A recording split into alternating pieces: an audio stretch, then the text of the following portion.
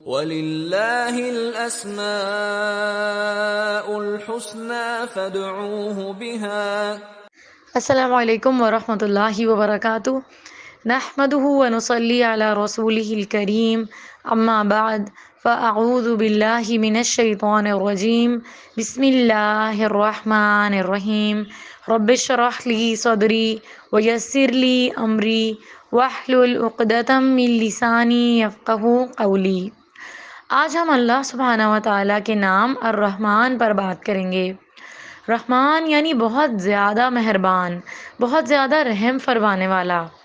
قرآن مجید میں اللہ سبحانہ و تعالیٰ فرماتے ہیں قُلِ ادْعُوا اللَّهَ أَوِ ادْعُوا الرَّحْمَٰنَ أَيَّمَّا تَدْعُوا فَلَهُ الْأَسْمَاءُ الْحُسْنَىٰ۔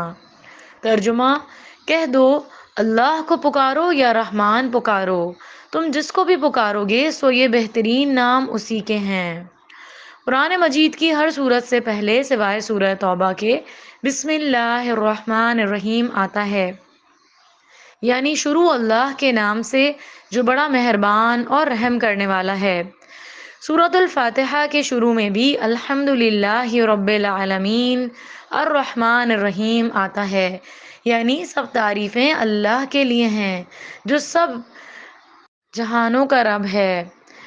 اللہ کی رحمت اس کی ہر چیز پر چھائی ہوئی ہے، ہر چیز پر غالب ہے۔ وہ بندوں کے ساتھ معاملہ بندوں کے اعمال کے مطابق نہیں کرتا، وہ اپنی رحمت کے ساتھ کرتا ہے۔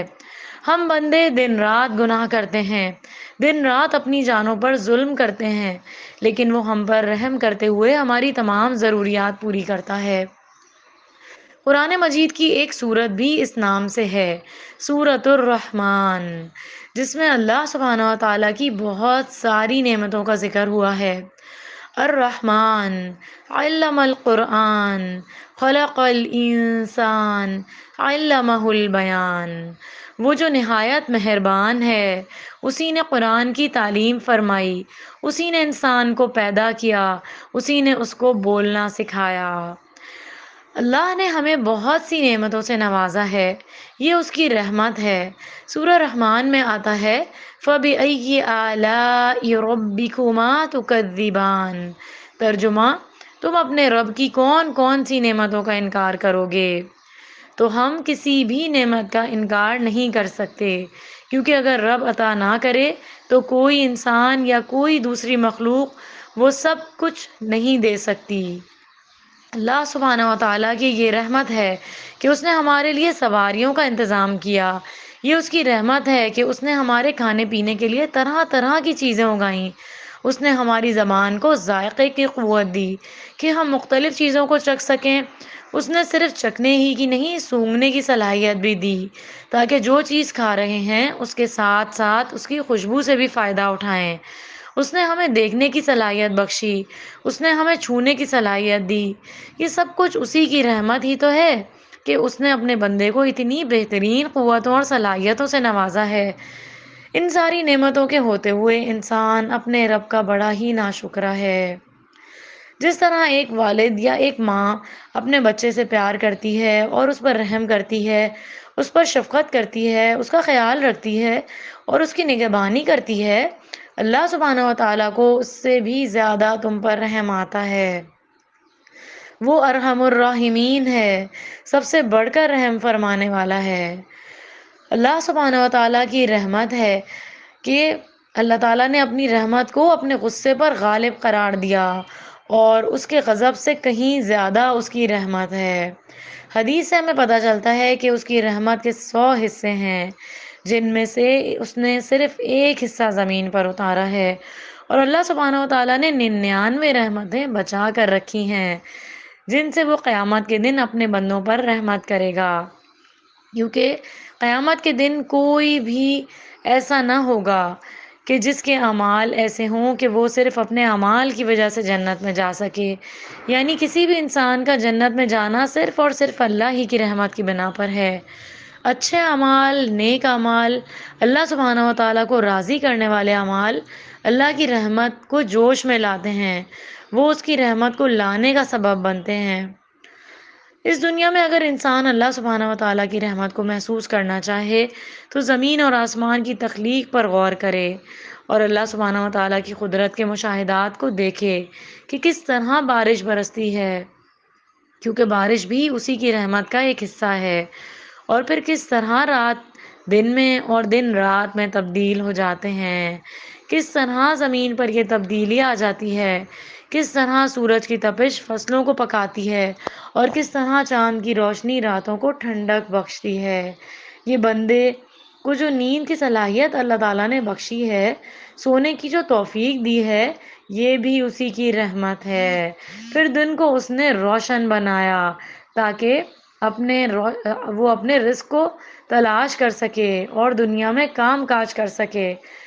خود ہم اپنے آپ پر غور کریں تو ہم ایک دن میں کتنی نافرمانیاں کر جاتے ہیں، لیکن اس کے باوجود ہم چلتے پھرتے ہیں، کھاتے پیتے ہیں، سب کچھ کرتے ہیں، اور پھر اللہ سبحانہ و تعالی ہمیں پلٹنے کا موقع بھی دیتے ہیں کہ ہم اس سے معافی مانگ لیں تو وہ معاف بھی کر دے گا۔ یعنی ساری نعمتیں لینے کے بعد حق تو یہ تھا کہ ہم اس کا شکر ادا کرتے، اس کی فرما برداری کرتے، اس کو خوش کرتے، لیکن الٹا ہم اس کو ناراض کرتے ہیں۔ اب یہاں کچھ دعائیں بتائی جا رہی ہیں جن میں رحمت کا ذکر آیا ہے۔ نبی کریم صلی اللہ علیہ وسلم دونوں سجدوں کے درمیان یہ دعا پڑھتے: اللہم اغفر لی ورحمنی وعافنی واہدنی وارزقنی۔ اے اللہ مجھے بخش دے، مجھ پر رحم فرما، مجھے ہدایت دے اور مجھے عافیت دے اور مجھے رزق عطا فرما۔ والدین کے لیے خاص دعا جو اللہ تعالیٰ نے سکھائی ہے اپنے بندوں کو، وہ بھی رحمت ہی کی دعا ہے۔ رب ارحمہما کما ربیانی صغیرا۔ ترجمہ: اے اللہ ان دونوں پر یعنی میرے والدین پر رحم فرما جیسے انہوں نے چھوٹا ہونے کی حالت میں مجھے پالا تھا۔ پھر اسی طرح ایوب علیہ السلام کی تکلیف جب حد سے زیادہ ہو گئی تو انہوں نے اپنے رب کو پکارا: انی مسنی الضر وانت ارحم الراحمین۔ پھر اسی طرح موسیٰ علیہ السلام نے دعا مانگی، اس کا ترجمہ ہے: اللہ مجھے بخش دے اور میرے بھائی کو بخش دے اور ہمیں اپنی رحمت میں داخل کر لے، اور تو سب سے بڑھ کر رحم فرمانے والا ہے۔ انسان کو اپنے رب کی رحمت سے مایوس نہیں ہونا چاہیے، اسے رب کو یا رحمان کہہ کر اس کی رحمت کا مطالبہ کرنا چاہیے، اس کی رحمت کی دعا کرنی چاہیے۔ کبھی بھی شیطان اگر دل میں یہ وسوسہ ڈال دے کہ تم نے تو اتنے گناہ کر لیے ہیں، تمہاری تو دعا نہیں سنی جائے گی، تو اس خیال کو جھٹک دیجئے۔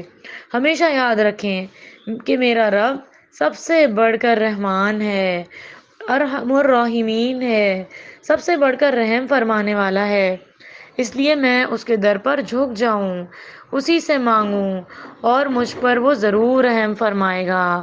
پورے یقین اور پورے اعتماد کے ساتھ پکارتے رہیے۔ رحمان کے بندوں کو کون دیتا ہے؟ رحمان کے بندے کون ہوتے ہیں؟ ان کی کچھ خصوصیات بتائی جا رہی ہیں۔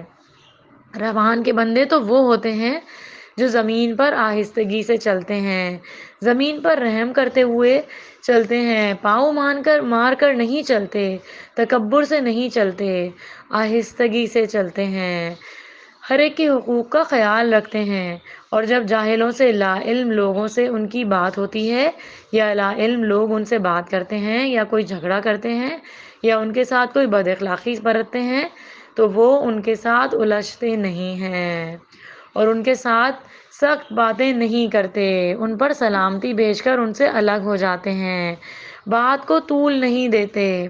یہ ہیں عبد الرحمن یعنی رحمان کے بندے۔ جب وہ مال خرچ کرتے ہیں تو اسراف نہیں کرتے، فضول خرچی نہیں کرتے، وہ ہر ایک کے لیے مہربان ہوتے ہیں۔ ایک مرتبہ نبی کریم صلی اللہ علیہ وسلم منبر پر یہ بات آپ نے فرمائی کہ تم رحم کرو تو تم پر رحم کیا جائے گا، تم معاف کر دو تو تمہیں بھی معاف کر دیا جائے گا۔ اسی طرح آپ صلی اللہ علیہ وسلم نماز پڑھاتے ہوئے اگر کسی بچے کے رونے کی آواز سن لیتے تو اپنی نماز کو مختصر کر دیتے تھے۔ اللہ سبحانہ و تعالیٰ سے دعا ہے کہ وہ ہم سب پر رحم فرمائے اور ہمارے دلوں کے اندر دوسروں کے لیے رحم کا جذبہ ڈال دے۔ آمین یا رب العالمین۔ وآخر دعوانا ان الحمد للہ رب العالمین۔ سبحانک اللہم و بحمدک، نشہد ان لا الہ الا انت، نستغفرک و نتوب الیک۔ السلام علیکم ورحمۃ اللہ وبرکاتہ۔